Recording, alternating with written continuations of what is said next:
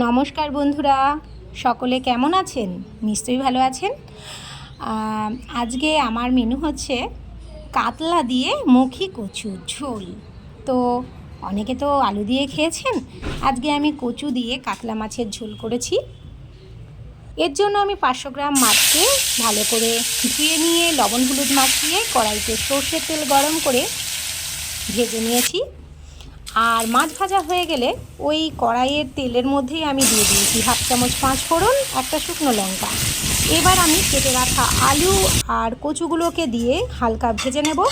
আর এদিকে একটা মশলা করে নিচ্ছি, জিরে, গোটা জিরে আর কাঁচা লঙ্কা আমি পেস্ট করে নিচ্ছি।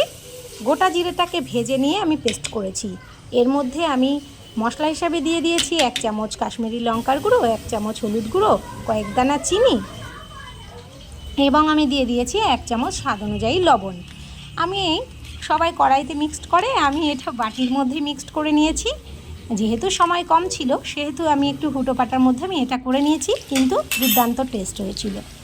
এবার আমি কড়াইয়ের মধ্যে আলু কচুগুলো যেগুলো ভাজতে দিয়েছিলাম ভাজা হয়ে গেছে, মশলাটা উপর থেকে ছড়িয়ে দিচ্ছি, কষিয়ে নিচ্ছি। কষানো হয়ে গেলে দিয়ে দিচ্ছি জল এবং দিয়ে দিচ্ছি জলটা ফুটে উঠলে কাতলা মাছগুলো, ভেজে রাখা মাছগুলো দিয়ে দিলাম।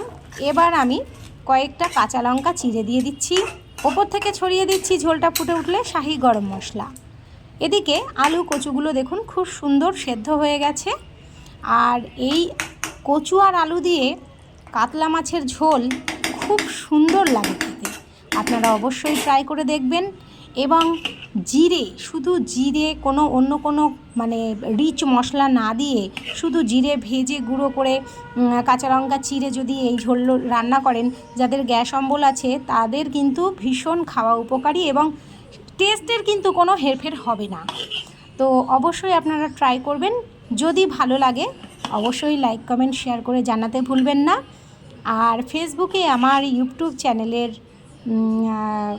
লিঙ্কটি শেয়ার করা আছে, অবশ্যই আপনারা একটু সাবস্ক্রাইব করে দেবেন, এটা আমার অনুরোধ রইল। দেখুন ঝোলটা কত সুন্দর গাঢ় হয়েছে এবং গরম ভাতে গরম গরম পরিবেশন। এই এক তরকারি দিয়েই ভাত কিন্তু খেয়ে উঠে যাওয়া যায়। তো কেমন লাগলো অবশ্যই জানাবেন। সকলে ভালো থাকবেন, সুস্থ থাকবেন, টাটা।